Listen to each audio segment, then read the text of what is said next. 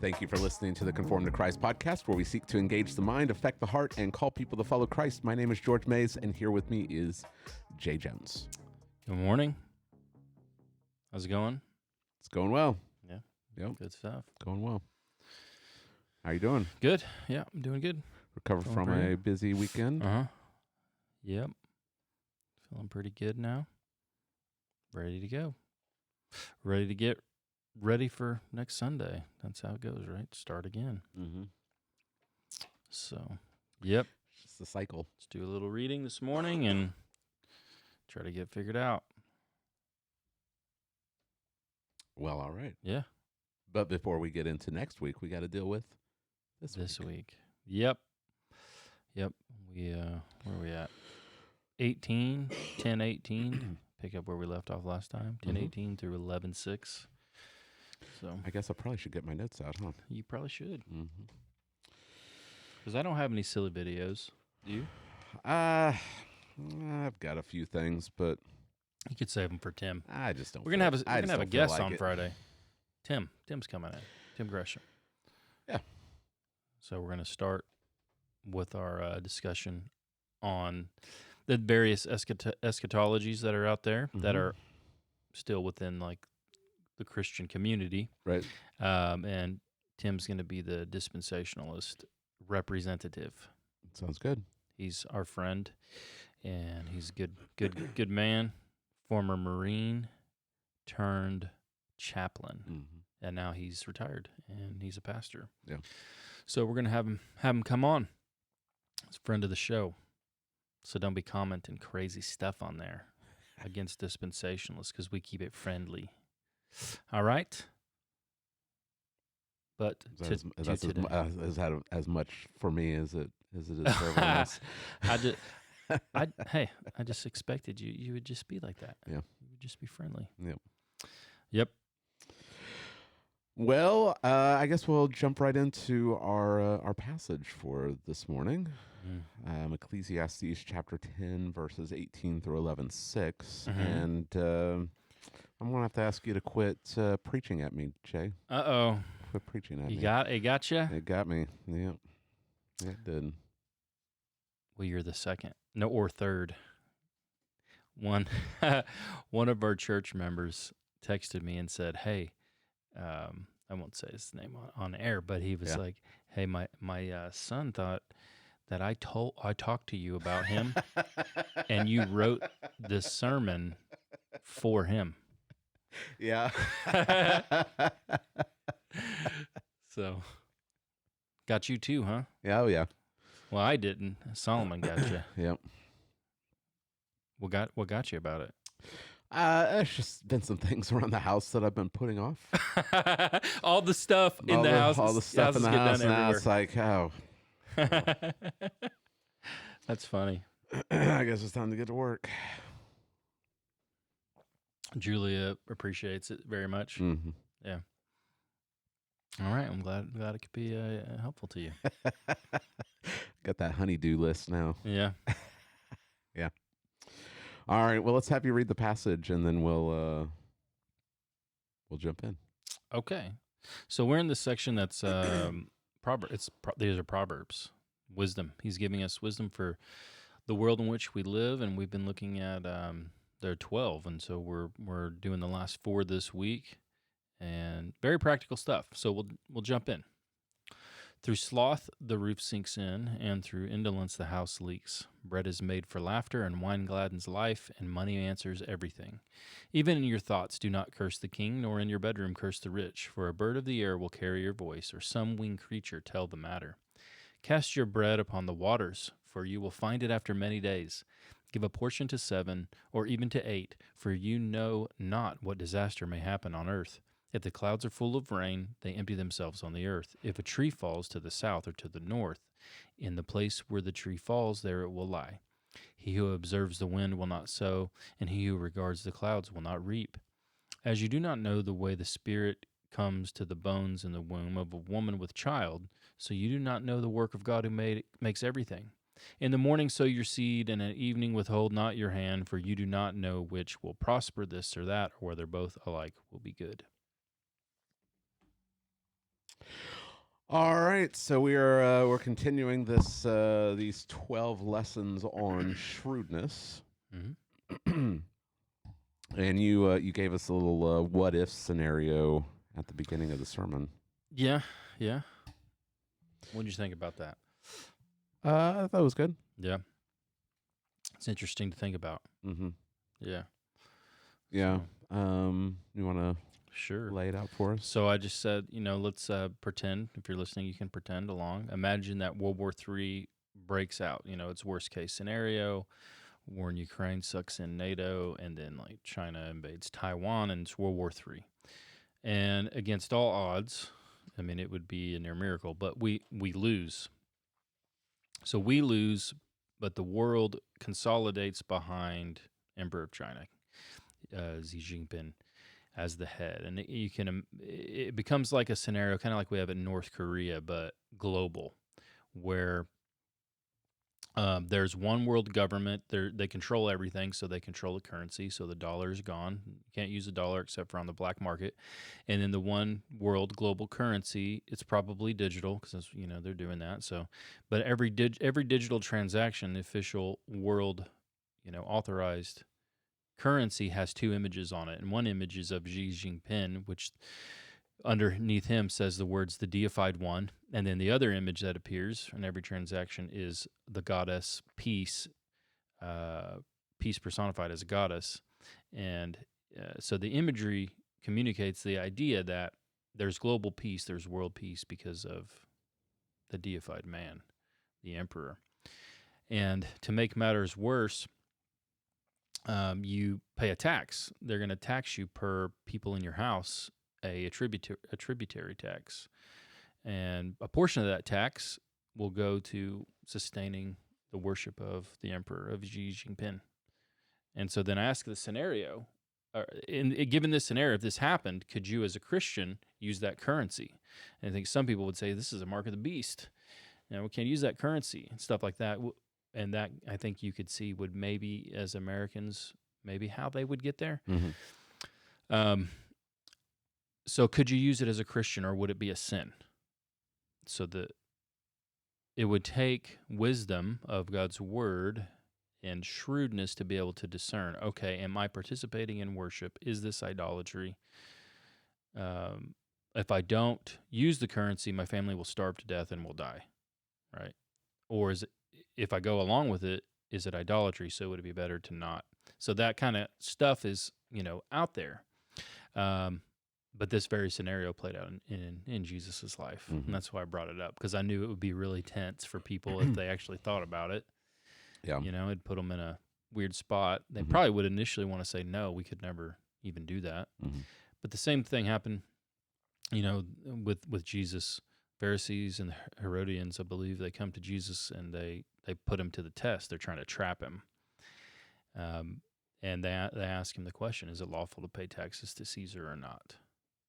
And that's what they're asking, because he's the one who bears that title, the deified one. So Jesus says, throw me a coin, and that's what's on the coin. It's an image of Caesar, Tiberius Caesar, the deified man, and on the back is the Roman goddess of peace. And what's communicated is you live in the Roman peace, which actually was a really, generally speaking, peaceful era. Yeah, the Pax Romana. Yeah. But the Roman peace exists because Caesar's a god, Mm-hmm. and he's your god, right? The god of Rome, along with many others. And portion of that tax would actually go to the temple and to maintain the emperor cult. Mm-hmm. Of the tributary tax that was put on Jews, so there were Jews who were zealots, and they wouldn't do it. They wouldn't pay that tax. Mm-hmm. They believed that it was idolatry. But there were also many Jews who were just completely secularized, and they could care less. I mean, they're pretty much what's the term for it? They're completely Hellenized. Mm-hmm. So they're Greeks, but Jew in name only, really. Mm-hmm.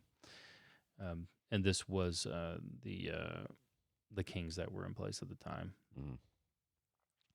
And so that they ask him the question, and they're trying to trap him. And the trap is, if he says yes, pay the tax, then we'll say he's an idolater, he's not a faithful Jew, and they'll kind of squelch the following that's developing around him. But if he says don't pay it, well, then that's even better, because now they'll turn him over as an insurrectionist, Right. and hopefully he would be tried and killed. So it's a trap, and it doesn't seem there's any way out of this trap.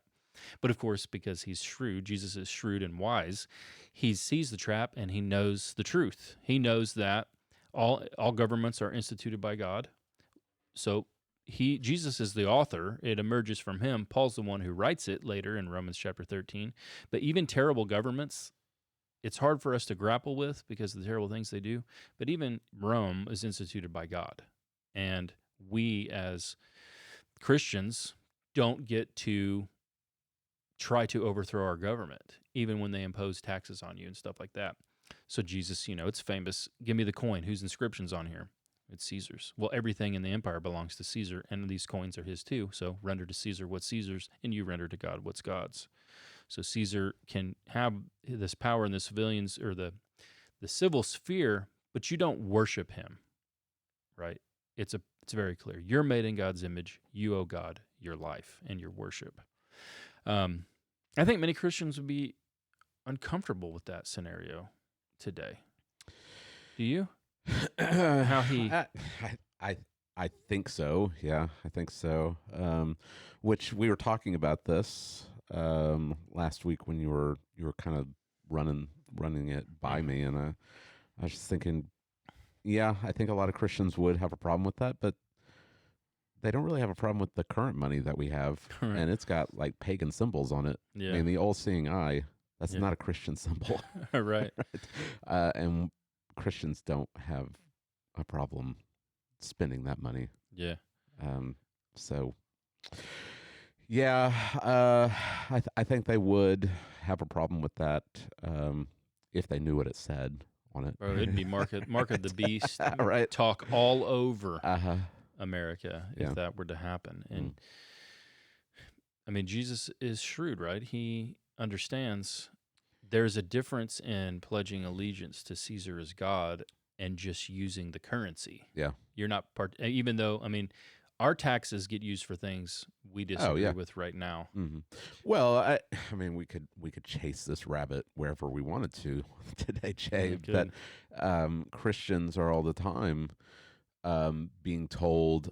I remember when Target started, like having the changing rooms that were like unisex and the bathrooms that were unisex, and people were like surprised that Target was going like super liberal and all of this.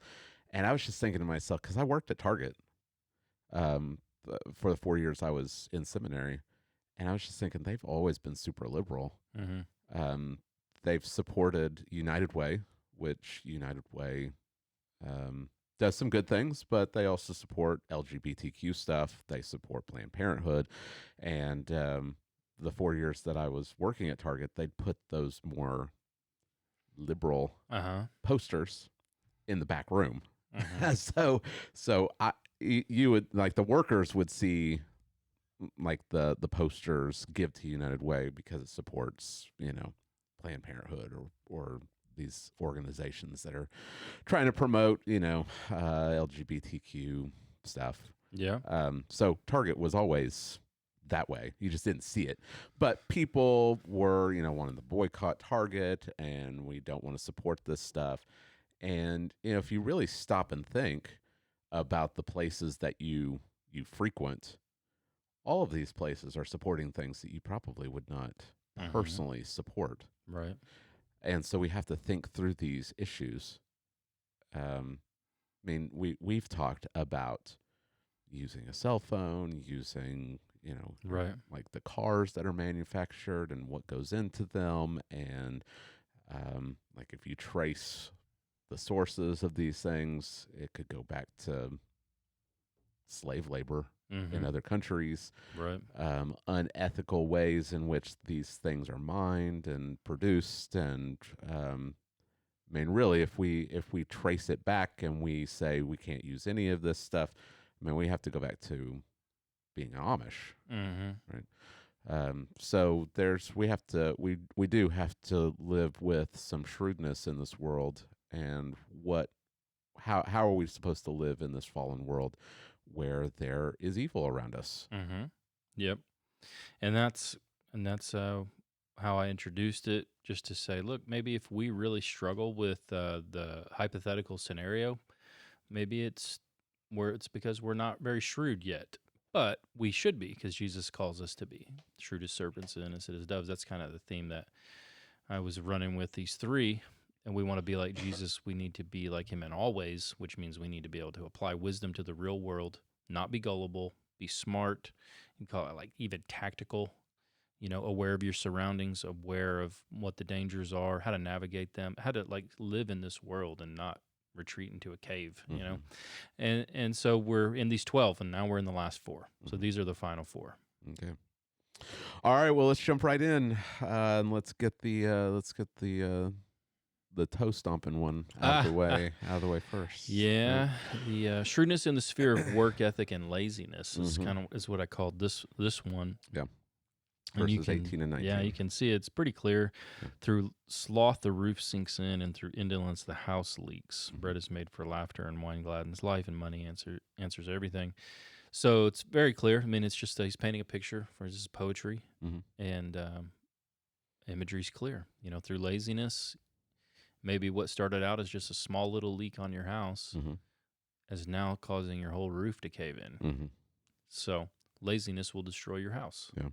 And you can take that out and just apply it in so many ways. Jay, we've been discussing this problem for months. You had the prime opportunity to say, by the way, have you looked at the roof of the church lately? Try to sell that, huh? You had the opportunity to say, look, if we're lazy about this, it's going to start leaking on us. Yeah. Well, we're at the mercy right now, I think, of the insurance. We've got to wait till September, I think, before we can try to file to get that thing fixed. Yeah.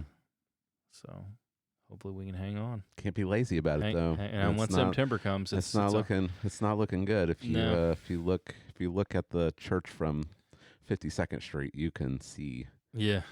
There's some a lot of shingles gone. Bald spots out there. Wonder where they go. You know what I mean? They go in the front. They go to the front door where we walk in. Some of them do. Where did the rest go? They fly around Lawton. You know? Just people wake up. It's just in their front yard. Yeah, I've told the kids on Wednesday nights. Sometimes you want to walk on the roof of the church. Oh yeah, there you go on the ground. There it is. There it is. Yep. Yeah. Well, you missed it, Jay. I did. You missed it. Yeah. Golden opportunity. But your point and Solomon's point is not to just focus on a house, right? So laziness will wreck your house, but that's just a picture of something bigger, right? So laziness will destroy not just a house; it will destroy your life. Yeah, laziness will destroy your life, and it will. I mean, it could destroy anything in your life. It could destroy your marriage.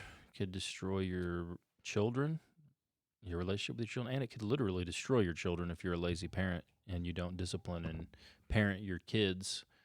Then they're not going to grow up into adults, and that's going to be your fault because you were lazy. And you'll be accountable for that. Yeah. Could destroy your relationship with the Lord. That's first and foremost.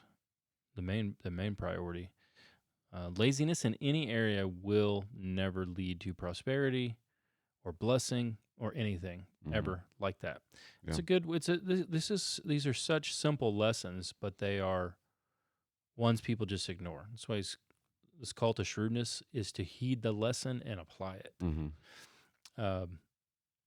But everyone, we live east of Eden, life under the sun, as we are observing, and men and women, but I would aim at men in particular because we're created for work, and men are lazy. It's rebellion. Yeah, it's a pre-fall blessing is the blessing of work. Yeah, I mean, we think about Adam's role as a gardener. He's supposed to work and keep the garden. So there's work. It's good work. Now after the fall, we toil. Mm-hmm. So the pain is multiplied in work. So now you plant a garden, and it's hard to get the vegetables to grow, but you can grow weeds all day, Right. right? And we confronted with that toil, confronted with kind of the futility of it, we grow lazy. Mm-hmm. Well, this isn't working anyway, so I'm just gonna Yeah. not do it. Uh huh. Right. And I think that expands to a lot of things. We just highlighting one marriage. Why do so many marriages fall apart? Yeah. It's hard work. Mm-hmm. It's hard work. Often there's a lot of toil. There's pain. It takes time. It takes energy, and a lot of people, they just fall into this routine of the same things over and over and over again, and they grow passive and lazy, and one day you find that you're strangers, and Yeah. you're essentially just roommates. It always starts something small Mhm. first, right? Mhm. And you're like, whatever. It's easier to just ignore it Mhm. and pretend we're not having this issue or this didn't happen. Mhm. And starts with one though, right? Mhm. Maybe instead of that, maybe the man should take the initiative and force the issue into a conversation. But it's easier and it's lazy to just go in the other room Mhm. and get your phone open and pretend Right. that it'll just get better on its own. Right. When it won't. Yeah. And so this plays into so many different. Well, it's the same with reading your Bible. You brought that out. Mm-hmm. And I like the way that you presented it, because I think anyone who's been a Christian for very long has experienced the same thing. Mm-hmm. Like we I don't know if it's like church culture like communicates it, or what, that Bible reading is just gonna always be easy. Right. Like, you're always gonna want to sit down and read the Bible. I've told people that don't just assume because I'm a pastor that every time I sit down, I'm just ready to get in to the scriptures and just spend hours on it. Sometimes I sit down and I open it and I say, I don't want to, and so I open Facebook instead. Right. It's Uh-huh. it's a common problem. It's not something that is just for certain people. It's hard work. Mm-hmm. Same with prayer. It's hard. It's hard, and the reason why we don't pray is because we're lazy. Mm-hmm. And we can't. I like the way that you're framing it. Like you just sit down and do it. Mm-hmm. You may not have the desire to do it. Mm-hmm. Do it, and then the desires will follow. Yeah. I mean, you've got to do it. Mm-hmm. If you're a Christian, Yeah. man shall not live on bread alone. If you believe what Jesus is saying, but every word that comes from the mouth of God, if you believe that and you don't do it, I mean, you're like an athlete who won't eat during competition. Like that's going to lead to your demise. You know what I'm saying? Right. So like an athlete who's, maybe they're at a track meet all day. Well, they may not feel like eating. They're not hungry. They don't want to do it, but they know they need to do it. Mm-hmm. So they just do it. Right. Right. And a lot of times you'll be like that. Sometimes, you'll go through seasons where you're just really, your feelings are there to do it, to read the Bible. You're into it. You want to, it's exciting. Mm-hmm. But then you're going to go through seasons, and they could be prolonged seasons where it's just not, there's no desire. Mm-hmm. You don't have the desire to do it. Yeah. That can really cause some turmoil, inner turmoil, because you remember, after you were first converted and you just were on fire and you wanted to read the Bible all the time, and now you don't. So what does that mean about you? Well, here's, I think, what people need to understand. What it means about you is that you're still in a fallen body. Yeah. You are to be renewed. Your mind is to be renewed, renewing your mind, right? which means you're not glorified yet, which means you're prone to easily fall back into a sin nature. Mm. Now you are regenerated in heart and in your spirit, and you will never be lost. But this isn't going to be easy. So what's required is a discipline. Mm-hmm. That's what I said. Yeah. Discipline will make sure you do things when your feelings aren't there to do it. Mm-hmm. And eventually later your feelings will catch back up. They Mhm. will. I remember I went through this period, and it was a prolonged period. And I asked this older pastor, I was like, what do I do? Like, I don't have any desire to read the Bible. Like, I was completely honest with him. I was like, I mean, like, no desire at all. You know, Paul Washer would probably, like, tell me I need to get resaved or something. And he's like, well, he said, that's pretty normal. So Mhm. here's what you do. You know you need to read your Bible, so you just do it. Yeah. I said, that's it? Like, you don't have any other advice? He said, no, I don't have any other advice. You know you need to do it, so you'll get up and you just do it. Mm. Well, I mean, I can learn that lesson easy. You know, I was a soldier, so I get that. Yeah. You're going to do things you don't want to do, and then eventually things, you know, you'll catch up. It's almost Right. like, I'm sure people that do other things, you know, even things they like runners and stuff, they probably don't want to get up every day and run, but once they start running, they're like, okay, I'm back in it now. Yeah. That's usually what happens. You'll get back in the Word, and then eventually you'll be like, okay, I am actually enjoying this. We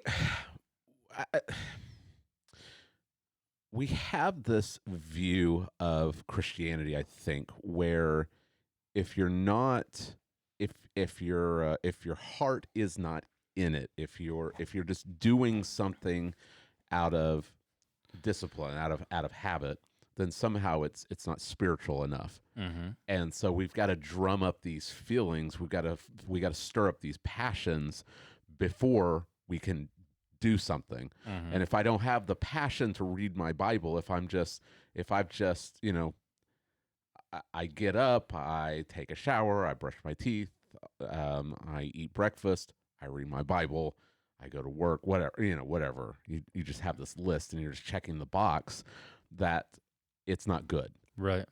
And I would say that if that is all it is, that you're just checking a box, then there's something wrong. Mm-hmm. But if you're just if it's part of your schedule, if you're disciplined to do these things, I don't think I don't think it's wrong to do that. Mm-hmm. Yeah. I think we can look at Daniel in Daniel chapter 6. He's got these scheduled times when he prays, right? Yep. Like And they know. they know where he's going to be at this time of the day.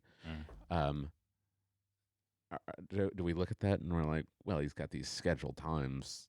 He's probably just like there's no He's just doing he's it. just doing it to be doing it. Right. Those two things are not mutually exclusive. Right. No, it's not.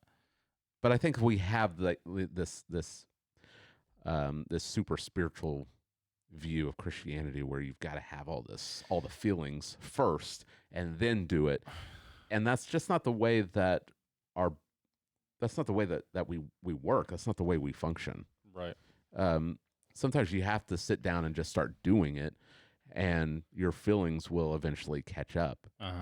But even if they don't, we know we're supposed to be reading our Bible. We're supposed to be studying it. We're supposed to be praying. Even if the feelings aren't there, we can ask God to help us. Help me to desire this. Right. Give me a hunger for this. But even in those prolonged times where we don't feel like it, you still do it. You still set the time to do it. You still are obedient. You still have to be faithful. Right. Right. Yeah, you're right. So, and you made a good point that these little things that we neglect can escalate to big things. they can, yeah. A little laziness, you know, it doesn't just end with more laziness. A lot of times it will just ripple into another area, and things will, there is a slippery slope. People like, it's a slippery slope fallacy. Mm-hmm. Well, it's not if it actually happens Right. and you can observe it. Mm-hmm. Then it's like slippery slope fact. Yeah. You know what I mean? Right. I mean, we're in a slippery slope. People were warning, and people were like, "Oh, you Christians, you're always doing slippery slopes," and Obergerfeld, and we're like, "Here we go. We're gonna be next thing we're gonna be arguing is that it's okay to, be a pedophile." And they're like, "Oh, you Christians, how dare you?" And now what do they want? They're trying to change the terminology to minor attracted persons, right? Here we are. Are we down the bottom of the slippery slope yet? I don't know. Hopefully we're getting close. How much lower can we go? Same thing is true. I mean, if you observe these things to be true, like if you have a pool of pastors, right? Mm-hmm. And they say, we observe these things to be common trends in people that apostatize. Mm. It's not really a slippery slope fallacy anymore. Right. It's more like a big warning. And the first thing that happens usually is people stop coming to church. As simple as that is, right? Mm-hmm. As simple as that. And maybe they say, well, that's a cliche. Mm-hmm. Well, maybe that's just because you are financially incentivized to have people come to church. Or maybe it's that there's an observation Mm-hmm. that when people stop coming to church, those that at one time claimed and professed to be Christians, it's usually the first step toward pain and suffering in their life. Mm-hmm. And the first step usually happens just because of laziness and nothing else. Mm-hmm. It's easy to sleep in. You can give all of these excuses, but really it comes down to you just don't want to do it. Yeah. I mean, think about it. What we have church on 10:30 on a Sunday, right? Mm-hmm. I'm sure most people today aren't rocking that 8 a.m. service, like our parents were. They have that 8 a.m. That's an early service. Mm-hmm. I mean, that's really not that early. I mean, Right. everyone usually at work by 8. But weekend, 8 a.m. service is early. Mm-hmm. 10:30 or 11. A lot of people have 11 o'clock service. You can't make it, then you're pretty lazy. Mm-hmm. You just, you're to the point where you just don't care. We've got people that come to the 10:30 that have been working all night. Right. I mean, you do what you find to be most important, Mm-hmm. whether you have the desire to do it or not, Right. because you recognize. I mean, as we've been going through Hebrews, we should be reminded continually of the danger of falling away, and one of the ways in which we keep from falling away is we meet together. Mm-hmm. Yep. So if you recognize that, if you take that seriously and say, well, I don't necessarily want to get up and go to church today, but I'd much rather do that than fall away. Right. Then I'm going to go to church. Yeah. Yeah. So, I mean, obviously it doesn't happen every time like this, but, Mm-hmm. Next thing you know, you're mad at the church people. Like, for what reason? Like, you're the one that left them. Yeah. You know what I mean? Then you have these different scenarios in your mind, like they should have done more for you. They should have reached out to you more. Yeah. They didn't really care about you, even though they didn't leave you, you left them. And then, eventually, next thing that happens is you probably give into sin, some type of sin. Mm. A lot of times it's sexual sin. Mm. We have a big sexual sin problem in the West. Yeah. It's like been a thing for a long time. Maybe everywhere, but we live in the West. And then next thing you know, you're justifying that action. And to help you do that, well, maybe now you view the Bible as no longer inerrant, right? So you deny inerrancy. Next thing you know, you've accepted everything else in the culture. You're now LGBT affirming. And then the next step is full-on apostasy. Well, you didn't just jump into the apostasy, right? You started because you were tired, because you had a rough week at work, and you thought, oh, it's better for me to sleep in on Sunday. That's how it happened. You're lazy. So laziness is dangerous. Yeah. The imagery is of the house, your roof falling in on your house. And so spiritual laziness will destroy your life. Hopefully, if you belong to the Lord and you're in church, they'll intervene. They'll at least try to intervene through church discipline. But most churches won't. Yeah. You'll just disappear. Mm-hmm. They'll let you go. Stay on that roll, though. To stay on that roll, count those numbers. Mm. Yep. I like how you brought out that laziness is sin, Uh-huh. because I think we often treat it as kind of this lesser vice, Right. instead of it actually being sinful. Mm-hmm. What's the old term they had for the laziness? Do you remember? You know what it is? I'm gonna have to look this up, George. But think about it. Slothfulness is I like the term slothfulness because Mhm. sloths are really slow. right. Sloths are an interesting creature. Let me look this up. But think about it. If God created you to work and to work hard, Mm. and you don't, Yeah. well, then you're going against God's design for you. Yeah. And in every sphere, like you shouldn't be lazy in any part of your life. You know, you don't get to be known as a really hard worker at work, and then come home and you're a deadbeat dad, Yeah. right? So you come home and you don't spend time with your children. Mhm. You don't help your wife if she needs help. Like you don't get to do that. You're gonna work hard till the work's done. Yeah. You know, have intentional relationships with your children. Make sure you're talking to them, discipling them. Like you don't get to take time off. Really, I mean, I'm extra hard on dads because I think that's God's design for how civilization is to work. Dads and their children, discipleship, and all that. And you bear that responsibility. But I mean, you think where we are as a Christian people in America, and it has a lot to do with lazy dads. Like they may have been really hard workers. I mean, I'm not going to even argue that. I think Americans have, for our history, been known as hard workers. It's changing now, I think, but where we're at now is because a lot of men were hard workers, but then they come home and they weren't good dads. Mm-hmm. They didn't disciple their children. They didn't teach their children about God, and kids develop their view of who God is based on their dad. They just do. We pray to a heavenly Father. You have a father in your home, but he's a deadbeat. Like what do you think children are going to then think, right? And we always need to try to get to the heart of the issue. And I don't think the heart of the issue is laziness. I think the heart of the issue is selfishness. Mhm. We're selfish. Why do we not want to do the work? It's because it's hard for us. We have something that we'd prefer to do instead. Mm-hmm. And it's we brought out the illustration of just looking on your phone. Mm-hmm. I want to do that. I don't want to do this hard thing because I'm selfish. Mm-hmm. And that selfishness just it just shows itself as laziness. Mm-hmm. Because we do what we want to do, right?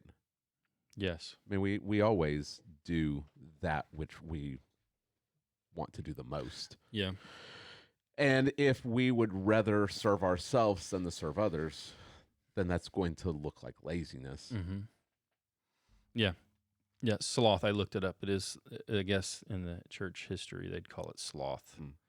At one of the 7 deadly sins, greed, sloth, all that. So, yeah. Yeah, I mean, but people are by their nature as sinners not prone to selflessness. Mm-hmm. So that's one of the things that you have to fight for. So, Right. yeah, you come home, you're real tired. Mm-hmm. You don't want to purposefully have intentional discipling conversations with your children, right? And they need it, and you go, well, I just don't want to. I'm just gonna, put my earbuds in, and I'm gonna look at Instagram for the next 3 hours, or I'm gonna play video games. And meanwhile, your kid's dying to have a conversation with you, and for you to play with them. So you have to crucify your desires, which are selfish, and serve other people. And I think that's why you kind of shifted towards our motivation. Our motivation is to be like Christ. Christ was never lazy, and the reason why Christ wasn't lazy is because Christ came to serve and not to be served. Yeah. Like he laid down his prerogatives in order to serve other people. Yeah.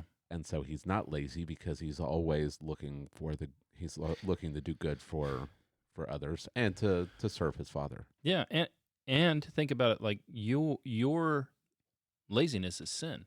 He was not lazy, and in fact, he served you.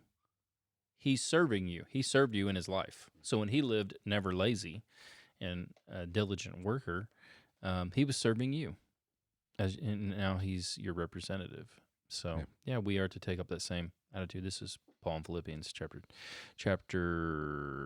2, the end of chapter 2. Yeah, have this mind amongst yourself, which is yours in Christ Jesus. Mm-hmm. And then he gives the whole thing about the selfless giving of himself, right. to humanity, culminating in his death. Yeah, so he is both the goal and the motivation. Right.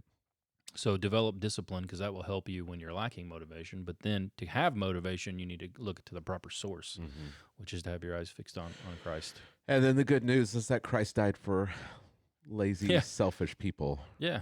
Right. That is good news, because everyone is lazy given the right scenario. Mm-hmm. Everybody is. Yeah. So. Yeah. You gave the illustration of your water heater. I did. I guess I need to go and drain that. You better drain that water heater once a year. Yeah. So, yeah, I like what God's advice to lazy people is. I mean, God tells you to go and look at the ant. Mm-hmm. Like, are you prone to laziness? Well, just go outside in Oklahoma. Walk around your yard for a minute. You'll find an ant colony. It won't take long. And then watch the ants. I mean, go to the ant. O sluggard, consider her ways and be wise. Without having any chief officer or ruler, she prepares her bread in summer and gathers her food in harvest. How long will you lie there, O sluggard? When will you arise from your sleep? A little slumber, a little folding of the hands to rest, and poverty will come upon you like a robber, and want like an armed man. Yeah, so learn from the Bible. You've got God's revelation, special revelation, and then you have general revelation. Go and learn to be a diligent worker. Work heartily for the Lord. This is, I brought that out, the Protestant work ethic. Protestants were known as hard workers for a long time. I mean, they have a coined a phrase around it. America was built on Protestant work ethic. That's what built it. Of course, Marxists will say all of the evils of capitalism were born out of Protestantism. They do that, right? Yeah. But in reality, the theology of Luther and Calvin and the other reformers, what it did was it gave people dignity, in that a regular person like a blacksmith didn't view themselves as like some second-class citizen in the kingdom of God. Right? The Catholic Church, who was the dominant superpower, if you wanted to do something for the kingdom of God and matter, then you needed to become a priest or work in the church. Mm-hmm. Well, Protestant work ethic, what that was unleashed was that every person, as an image bearer of God, if they would do their work for the Lord, then that's dignified work and holy. It's holy work. It's God glorifying. So that then unleashed the potential that is in all of us as image bearers of God. So people started making things they never made before. They started creating businesses and schools and academies and trade, different types of trades, and the watches is the most famous one. Mm-hmm. Yeah. The Genevan watches. I mean, none of us can afford to buy one. Right. They've been making these things for 500 years, and now they're the best watches on the face of the earth. And the theology is what drove that. Yeah. They said, we're going to make watches for the glory of God. Mm-hmm. So we forgot. I think most people have forgotten that. Most people that buy a Rolex or whatever, they don't know any of that. Mm-hmm. But that's why. Right. All right. So shrewdness in the sphere. Did we really go 44 minutes on one point, just on dude? Laziness. I know. We got to get better at our efficiency on this program. Man. Yeah. Is there a verse for that? A verse for sure being efficient? All right. Shrewdness regarding the sphere of powerful people. Verse 20.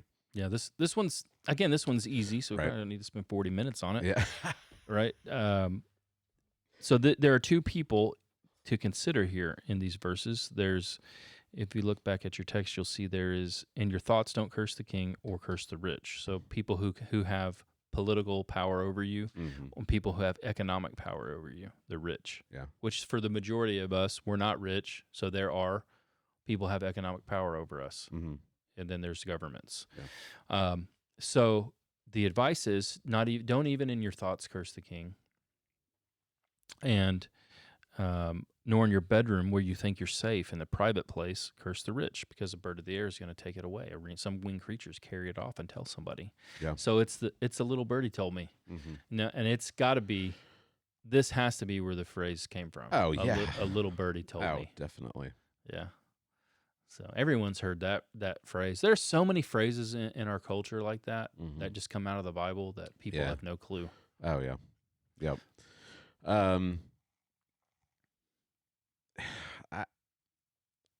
I've met people that have been like this. Really?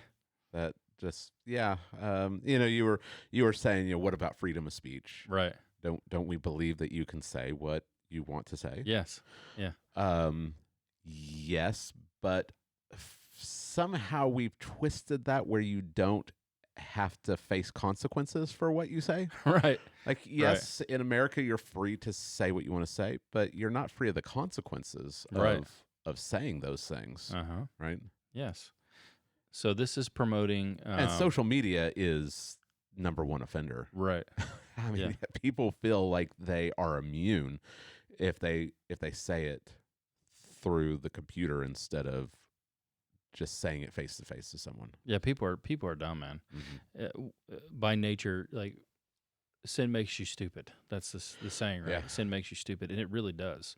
So, I mean, the caution is, don't even in your mind think these things, and the reason is because it never stays there. You betray yourself all the time. Yeah. Where you think, I'm never going to tell somebody how I feel. The first opportunity you get, you open your mouth and you're blurting it out. Yeah. And then you may think you're confiding in someone in private. Here it's a bedroom, but maybe it's somewhere in the office, and you think it's a friend, and you think no one else is listening.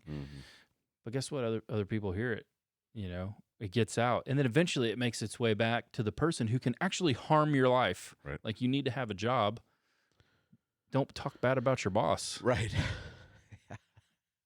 Because if he finds out, he could just fire you. They could just let you go. And even, I think in Oklahoma, where you can just fire people in Oklahoma. In other states, I think you got like many procedures you have to go through. But if you own a business in Oklahoma, you don't have to give any reason. You can just fire somebody. Yeah. So don't give be them careful. a reason. Yeah, don't give them a reason to. Yeah. You gave the example of where did the woman work? Yelp. Yelp. Yeah, a Yelp employee. Okay. Is Yelp like, what is it? Is it it's like a I think review? It's It's like a review I don't use site. Yelp very much. Don't go on Yelp to find the best restaurants. So she goes on Twitter, of course, and is criticizing Yelp and the CEO. Yeah. And there's always a tinge of communism. Where people graduate from college and they think they deserve to be making like CEO salary. Like, you have no life experience. You're 21 years old. This is your first job out of college. Yeah. You don't deserve to make $100,000 unless you're like a doctor or a lawyer. You know what I mean? You work at Yelp. Right? Yeah. Jay doesn't even use it. Yeah. So what do you think happens? I mean, how dumb do you have to be to do that? And to think, like, everyone praises you, like, well, it's just right, it's entitlement also. Yeah. I mean, it's not just being it's selfishness. I think that they were doing that with Twitter also when Elon Musk took over, weren't they? Weren't they? Weren't employees criticizing him publicly? Oh yeah, it was beautiful because then he just fired everybody. Yeah, then he was just canning everyone. Yeah, just fired everybody. I think he cut down to like 25% of what they used to, like, what were all these people doing? I don't know. He's like, you don't need that many people to run Twitter. Right. And that's crazy. But yeah, so she got fired. She didn't get a raise. I mean, this can She got a reverse raise. This goes across all spheres of life. Don't do this at work. If you're a student, don't do this to like your professor. Don't do it at home. Like kids, don't be grumbling about your parents. Philip told me, it might have been Parker. I think it was both of them. So two different times they were like, "Hey, I guess it's a thing I hadn't really heard of. It's like if you really want to know what like is going on in the church people, then just work in the nursery because the little kids will tell you everything. Yeah, that's going on in everybody's family. Oh yeah, Julia's found out things from kids before she found it out from their parents. Yeah. So some of your little birdies live right there in your house. You'll find out who's pregnant, and you'll find all kinds of stuff. Yeah. Find out whose daddies are lazy. I'm just kidding. I don't know. It hasn't gotten its way back to me yet. Yeah. All right. You put the last two together. So there's 4 lessons on shrewdness, but you kind of put the last 2 together because they are kind of under the kind of this umbrella of decision making. So it's shrewdness in finances and shrewdness in decision making, but the financial is kind of in that decision making aspect. It kind of starts first. So these are verses 11, 1 through 6. And in some ways, this is kind of the end of his teaching on finances. He's given several lessons, and many of them were warnings against greed and making money an idol and the danger of that and how it can destroy your life. There's that great imagery of that old man. He's alone. He's all alone and sad, and his life is ruined. Right. He's pursued wealth his whole life. But here is a very practical lesson on finances, and so we should keep that in mind.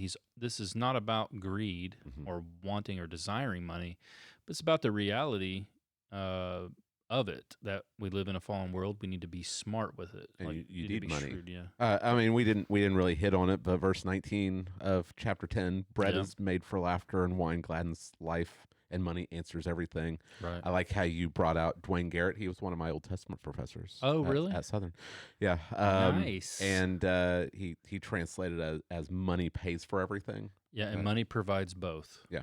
So like you need bread, and wine gladdens the heart. Like it makes life fun and enjoyable, and money provides both. Yeah, you got to have money to buy things. Yeah, you got to have money to eat. You want to have some fun, some entertainment in your life, which, by the way, Christians, isn't a terrible thing, right?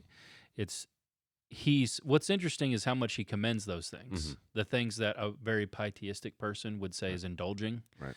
He's like, no, you need to enjoy life. It's not a sin. Right. And then he's also real about it. He's like, but you need money to do it. Yeah. So don't be lazy. Right. So work when there's work to be done, right. And then relax and enjoy life when there's time for that also. One of the hardest workers I've ever seen. Here's a little sidebar. This is funny. I think it's funny. He got out of high school. He started like a kind of a lawn business. So he'd get up, and he worked for the plumbing company I worked for. Okay, so we'd come to work, and we would all meet and have a little powwow at 8 a.m. Then we'd leave there, go to the jobs, and do our job sites, whatever. We'd work till 8 to 5. Well, he would get up before the sun ever came up, and as soon as the sun was up, he'd start mowing lawns in the summer. So he'd already mow like 4 lawns before he ever show up. Then he'd work all day with us in the sun, and then he'd mow lawns till the sun went down, right? So he had, because he worked so much, he had a Humvee, and he had a Corvette. Wow. And the police scouted his house out and were like, kind of like, I guess, monitoring him because his neighbors ratted and said that he was a drug dealer. Oh, wow. That a drug dealer lives next door to me. Okay. He's a young man. This guy's like 19 years old. He's got a Humvee and a Corvette. Yeah. Well, maybe he's like works 10 times harder than you. Maybe he actually got it the legal way. Yeah. I just thought that was hilarious. But and he was shrewd too. Mhm. He was good with finances, Mm-hmm. and so you can enjoy what money provides and it not be a sin. Yeah. You can easily slide into sin though, as he's warned many times. But what underlies this whole thing about being shrewd with your finances and shrewd in your decision making is really verse 5. I believe, anyway, this is how I came to the passage to interpret it. Mm-hmm. It's that um, God is sovereign over all things. Okay. So you read verse 5, as you do not know the way the Spirit comes to the bones in the woman in the womb of a woman with child, so you do not know the work of God who makes everything. So this is another time in Ecclesiastes where the absolute sovereignty of God is affirmed. Mm-hmm. He's done it several times. Chapter 3 is an explicit one. There's a time for everything under heaven, time for everything, time to be born, a time to die. There's that poem on time. And God is sovereign over everything, but even though there is a plan for everything, how we experience it is we don't know what's going to happen. Right. So we live in the world of I don't know. So because there's this built-in unpredictability to the world, and that was the other key part of how to interpret this, is that you don't know or Mm-hmm. you know not Yeah. comes up 4 times Yeah. in verses 1 through 6. So you don't know what's going to happen. So because you live in a fallen, unpredictable world, what should you do with your money? Mm-hmm. That's verses 1 and 2. Verses 1 and 2. So cast your bread upon the waters, for you will find it after many days. Give a portion to 7 or even to 8, for you know not what disaster may happen on earth. So it's kind of a strange thing, like cast your bread upon the waters, Yeah. and you'll find it after many days. Mm-hmm. Doesn't make sense when you think through like bread, but if bread stands for something else, Mm-hmm. and the waters stand for something else, then it starts to make sense. Yeah. And that's how a lot of people interpret this. Mm-hmm. That it stands for like the seafaring trade markets that you could invest in. Yeah. So you live in the Mediterranean world, businesses on the sea. But if you put all of your eggs in one basket, I mean, we have that term for it. Mm-hmm. Put all your money on one ship, and the ship sinks. Right. You've lost everything. Right. So his recommendation is to diversify what you do with your money to protect your family from calamity. Mm.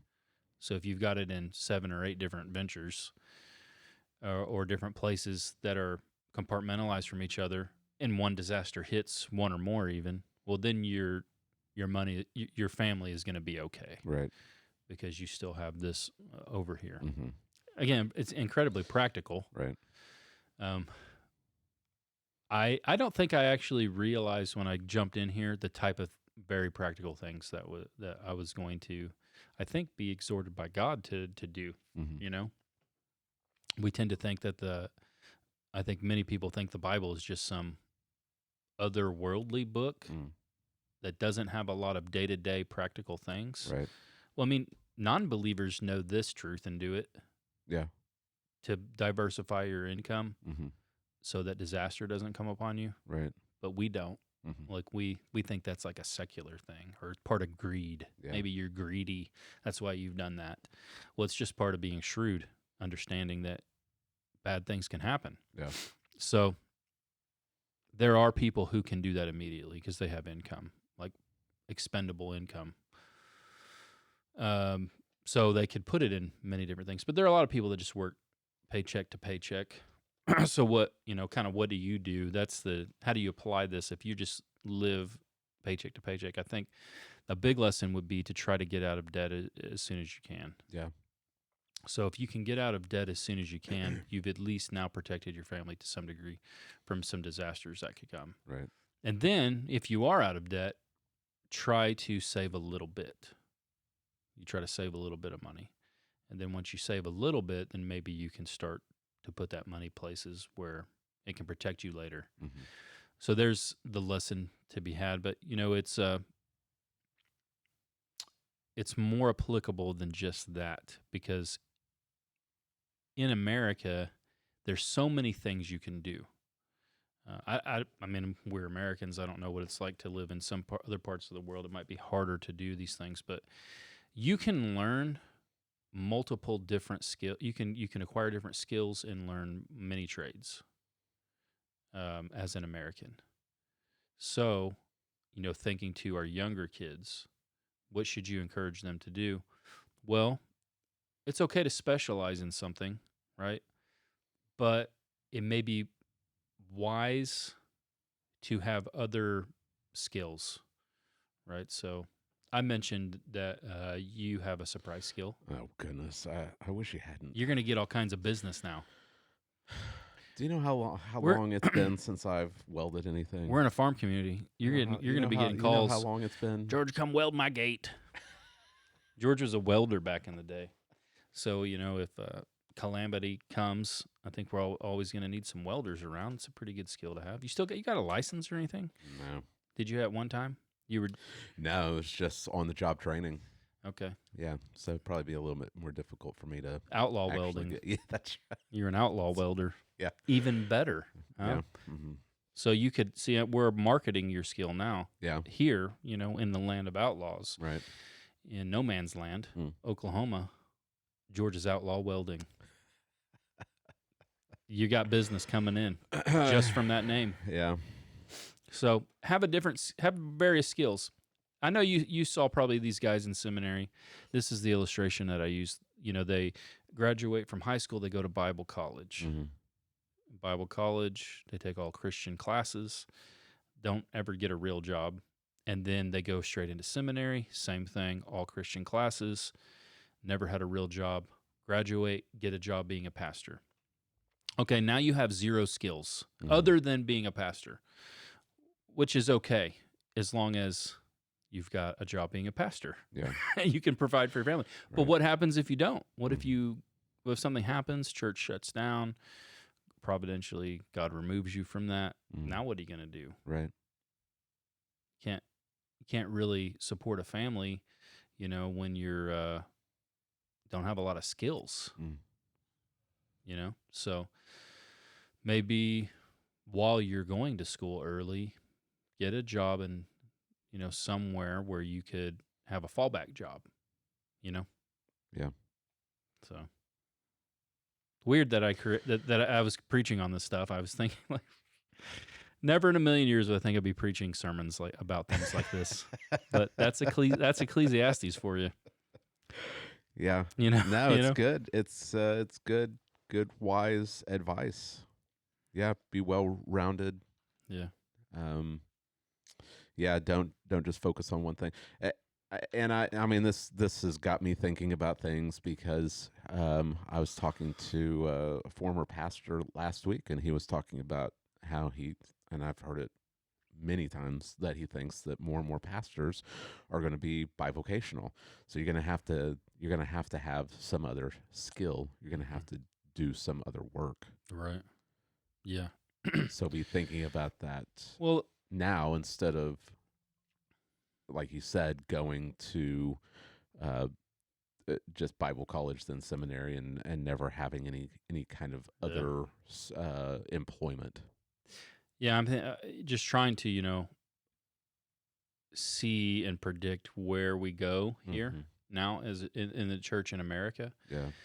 The big givers to churches, which supported a lot of the churches we grew up in, where you'd have maybe 3 or 4 paid pastors. Yeah. And I mean full-time paid with good benefits and all that. Those people that provided that were the World War II generation and the boomers. Mm-hmm. And the World War II generation is almost all completely gone. The boomers are retiring, so they don't have as much income. And people know it's coming. I mean, our generation, the one right above us, I can't remember the name of that generation. What is the name of it? And then, of course, us, and then below, we don't even have the level of income, I think, that maybe our parents had, in proportion to how the economy is. Right. And so for that reason, they're not giving as much. And then another reason is they just don't give. Mm-hmm. So the church is going to have to, and pastors are going to have they're going to have jobs, like they're saying. It's that those days are coming. Mm-hmm. And they're here for many churches already, but they're going to be here for everybody before long. Yeah. So churches are going to have to change how they do things. So if your pastor has a job all week, can you expect the same things from him as you would in former days? Right. I don't think so. No. So, but the church will be fine. That's what they do in many other countries. Right. It's what they did early on in I think in America. Mm-hmm. Yep. So we're gonna have to get back to the circuit pastors that ride around on a Sunday morning preaching at multiple churches. And in their spare time, rounding up outlaws. That's right. I'm here to preach. Where's your wanted posters? Yeah. That's my side job. That's what we should do, Jay. We should get licensed as bounty hunters, bro. If we could do it, and Dog the Bounty Hunter, he's about to retire. Mm-hmm. I say we try to do it, and then we pitch that. Is it A&E? Yeah, preaching bounty hunters. Mm-hmm. It could be good. Could be a good show. Yeah. Let's do it. Yeah. We're diversifying. But there is a sense of predictability, verse 3. Yeah. But also there's a sense of just do something. Mm-hmm. Yeah, verse 3 kind of tells you, it's kind of like what is, whatever is going to be is. Mm-hmm. You can look into the world and there's a measure of predictability. But if you sit around and try to figure everything out and remove all risk from life, right, you can't do it. But what will happen is you'll end up not doing anything, mm-hmm. and then you won't have anything to eat. That's the picture. Right. You're not going to reap. So it's time for you to reap, but you never got around to sowing because you were trying to make sure everything was perfect. Right. And it's never going to be perfect. Mm-hmm. You don't actually know for sure that things are going to prosper, and that's where the imagery of this baby comes in. Mm-hmm. It's risky to try to have a baby. I mean, it's a lot less risky now for the woman than it used to be. There used to be more risk, but it's risky. You don't know, you don't know if there's going to be a baby. You don't know if you're going to get pregnant and then the baby's going to die. God's sovereign over all of that, and yet you still take that, you still risk it all to have a baby. And so that's kind of this picture. You've got to do something. You don't know whether it's actually going to succeed for sure, but you're still trusting God, right? That God is sovereign over all things. And so you've got to sow if you're going to reap. And so don't withhold your hand. That's verse 6. So sow your seed. Withhold not your hand from your work. You don't know if it's going to prosper or not, but one thing's for certain: if you don't, you're not going to get anything. Right. So, yeah, make a decision and go for it. Right. Yeah. If it fails, it fails. Go back to the drawing board. Yeah. And this is where we have to think about how do we make decisions in this world. Mm-hmm. And I think a lot of Christians they're asking, what's God's will for my life, and they're expecting some kind of sign or some kind of voice to tell them what to do. And a lot of times we just follow the wisdom that we've got in the Bible. Mm-hmm. If it's not a sin and it lines up with wise principles from Proverbs and Ecclesiastes, sometimes you just have to do it. Right. And just do something. Mm-hmm. And it may work out, it may not work out. I started a few years ago, investing. Mm-hmm. Hasn't worked out. Hasn't worked out for you? Too great. Did you get into hasn't worked out too great because our economy has, been going downhill. So I don't know if anyone's doing super great on the stock market right now. But only members of Congress are doing great right now. Yeah, that's right. But you diversify and you try to make wise decisions, and you have to take risk, and you also understand that God's sovereign, and sometimes things work out and sometimes things don't. Mm-hmm. But you won't know unless you actually do something. Mm-hmm.